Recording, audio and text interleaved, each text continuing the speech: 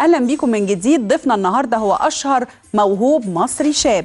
الحقيقه هو شرف مصر في برنامج Arabs Got Talent على قناه MBC. الشاب المصري الشاعر، شاعر الحلمنتيشي، والممثل والملحن اللي اتفاجئنا ان هو ايضا كان ملحن نشيد او احد الاناشيد اللي هو كان بيأديها، وبالتالي اكتر كمان من واحد من خلال المسابقه، مسابقه Arabs Got Talent. الشاعر المصري عمرو قطامش هو ضيفنا النهارده. وعمرو الحقيقه سواء طوال فتره عرض البرنامج كان عنده مشجعين كتار جدا هنا في مصر، في العالم العربي جمهوره يعني الحقيقه في فتره قصيره اصبح من اشهر زي ما قلت الشباب الموهوبين في مصر، وعنده قاعده عريضه جدا من الجمهور العربي مش بس المصري. مساء الخير، وانا سعيده انك معانا النهارده يا عمرو. مساء النور يا فندم. مساء الخير. مساء النور. الاول قول لي الهديه وصلت ولا لسه، او الجايزه بقى وصلت ولا لسه؟ هي في الطريق. في الطريق ان شاء الله. العربيه و500,000 ريال. تمام. ما شاء الله. ان شاء الله يجوا بالسلامه باذن الله. مين اللي هيدفع الجمرك صحيح يا عمرو؟ لسه مش عارف بقى، مش عارف. لسه، لكن ان شاء الله تيجي بالسلامه ان شاء الله. طيب الاول عايزه يعني نقول للناس يعني ايه. انا عارفه ان في وسط الشعراء الحلمنتيشي معروف، بس خلينا نقول للناس العاديه اللي شايفانا يعني ايه شعر حلمنتيشي. هقول لحضرتك. هو لفظا كلمه حلمنتيشي متقسمه من مقطعين. مقطع حلا ماضي يحلو يعني حلاو، ومنتيشي من النتش يعني كل ما حلا من النتش او من الافيهات من الكوميديا. فالشعر اللي حلو بالكوميديا هو حلمنتيشي، ده لفظا بقى. معنى اسم الحلمنتيشي لما جه اللي كتبه، اول حد كتبه كان اسمه حسين شفيق المصري. كان بيتكلم، كان يعارض المعلقات بتاعت عمرو بن كلثوم و بحاجه اسمها المشعلقات. وكان يتكلم مثلا ده غير المعلقات. ما هو المعارضه بتاعته هو سماها المشعلقات. ده السخريه يعني. سخريه، هو ادب ساخر. بيسخر من حاجات بهدف انه يعمل فوكس، يخلي الحد اللي بيعمل المشكله لما يسخر هو من المشكله، يخلي الحد اللي بيعمل مشكله يركز، ياخد باله، يبص ايه ده انا بعمل كده. زي مثلا نشيد الموظفين اللي انا كنت عامله في الفاينل. دمه خفيف جدا، بيقول مهما تكون امالنا في المشمشي عاهدت ربي انني لن ارتشي لن ارتشي لن ارتشي. فالناس تضحك قوي، لكن بعد ما الموضوع يخلص الموظف يقعد لن ارتشي. ايه ده انا برتشي. فاهمه الفوكس اللي هو يعمله الحلمنتيشي بيعمله. السخريه من النقطه دي تخلي اللي بيعمل المشكله يبدا يشوفها على الاقل، مش شرط انه يغير. يعني احنا هو هدفنا طبعا ان احنا نغيره، بس هو بدايه بيبدا يشوفها. يعني هو مش شعر للسخريه وخلاص، انت عايز تغير. طبعا. طبعا عايز يبقى لك دور في المجتمع ده وتغيره للافضل. طبعا، ده اي فنان لازم يعمل كده. انت بدات تكتب شعر امتى يا عمرو؟ بدات اكتب شعر من مثلا من تانية ثانوي. من تانية ثانوي.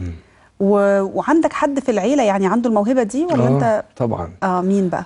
عمي الشاعر الكبير ياسر قطامش، هو شاعر حلمنتيشي اصلا. يعني انا اتعرفت على الحلمنتيشي منه هو. ايوه صح. وقولي كان بيشجعك في الاول مثلا، كنت بتاخد رايه في اللي انت بتكتبه ولا لا؟ تمام. في البدايات انا كممثل وولد دمه خفيف كده، فكنت احفظ اشعاره، وكل ما يجي عندنا البيت اقعد اقول له تمثلها له بقى. فيقعد يضحك. فكان ياخدني معاه دايما الندوات، يكون عنده مثلا لقاء في قناه يسمح وجودي، يسمح ياخدني معاه في الامسيات الكبيره اللي بيعملها له، يعني اللي بتتعمل له، يجيبني يقول هو شعر كتير ويطلعني فقره كده ايه، اول قصتين ثلاثه، فالناس تضحك تقول ولد دمه خفيف. لغايه ما انتقلت لمرحله الكتابه، تشبعت الاول بالشعر، وهو اطلعني على شعراء كتير حلمنتشين. فبدات اقرا بقى في الموضوع، بدات انا اتعمق فيه مع نفسي.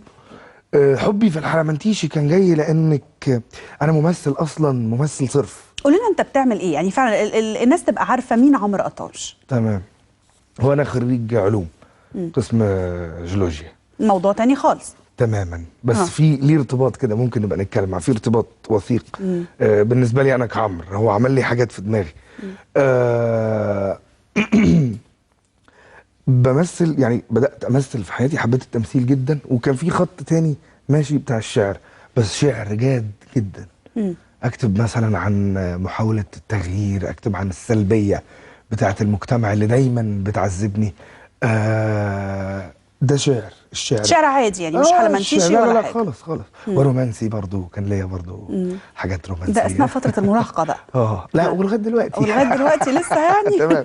لاقي له لزوم اليومين دول لا الشعر الرومانسي؟ لا اليومين دول لا. ملوش مكان في انا حياتك؟ مش عارف، انا مش عارف يعني. ما فيش دلوقتي الفنان ما هو الا شويه طاقات إلا حالة. بتتخزن من حاجات اللي بتحصل حواليه، فاللي بيحصل حواليه ملهاش علاقه بان انا اشوف الورد الاحمر واحس بجماله. هو جميل بس مش دلوقتي. ولازم تكون في حاله حب عشان تكتب شعر رومانسي ولا لا، ولا مش لا لازم؟ طبعا مش لازم. لا طبعا. انا ممكن احب بنت من خيالي؟ لا في المترو، انا راكب المترو رايح اتجاه المرج وهي رايحه اتجاه حلوان، فالمترو يقف 30 ثانيه فانا اشوفها بس تقوم تحبها واكتب قصايد عنها. ده انت يا عيني على مراتك، واحلم بيها. يا عيني على مراتك اللي هتتجوزك. هكمل لحضرتك بقى عشان ما اتفضل. طيب والخط التاني بقى بتاع التمثيل بقى، المسرح العالمي ومسرح الجامعه والمهرجانات، مهرجان القومي ومهرجان الساقية ومهرجان الكوميديا الخفيفه في الهناجر والاوبرا و تمثيل لوحده تماما. اتعشقوا بقى مع بعض، بداوا يلتحموا لما انا بدات القي الحلمنتيشي في سنه اولى جامعه. بدات القي، الناس بتضحك كل ما اروح اقول قصيده بلقيها. بس انا بشخص بقى، يعني طاقتي كممثل بتخليني اشخص. فاجي اقول الجمله على لسان ده اقولها بكذا، الجمله على لسان ده اقولها بكذا، فاهماني؟ فبدات احب جدا الاثنين مع بعض.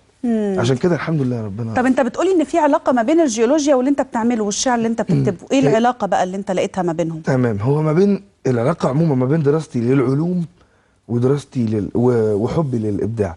الجيولوجيا اصلا فن، خيال. الخيال فن، اي فنان لازم يكون خياله واسع. هي جيولوجيا خيال. انا عشان افهم الجبل ده ليه اللون ده كده واللون ده كده واللون ده كده، لازم اتخيل سيناريو حصل منذ بدايه البشريه، فده حصل فكذا حصل، فده طلع وده نزل، فبدا عشان كده اللون ده جه. فهو خيال. فذرات دماغي كلها اتدربت على الفهم. ما بقتش اعمل اي حاجه غير عن وعي وفهم ومنطقه الاشياء. عارفه لما باجي اكتب قصيده انا متدرب، دماغي خلاص متدرب على الفهم، ما بقتش اي حاجه. عارفه يقول لك ده الفرق ما بين المتعلم والمش متعلم، انت تعرف تتكلم معاه وتناقشه لانه ذاكر، لانه قاعد يفكر، درب عنده الخلايا بتاعت التفكير.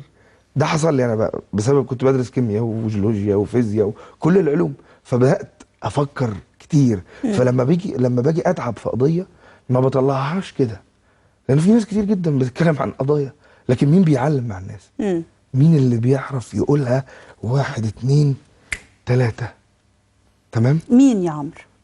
ايه مين الفنانين بجد؟ يمكن تساعدني الجيولوجيا بقى، العلوم ساعدتني، خلتني انا ابقى عارف هوصل ازاي. ابقى عارف هروح ازاي على القضيه دي. انا بتكلم على القضيه دي، انا عارف هروح لها ازاي وهودي الناس فين.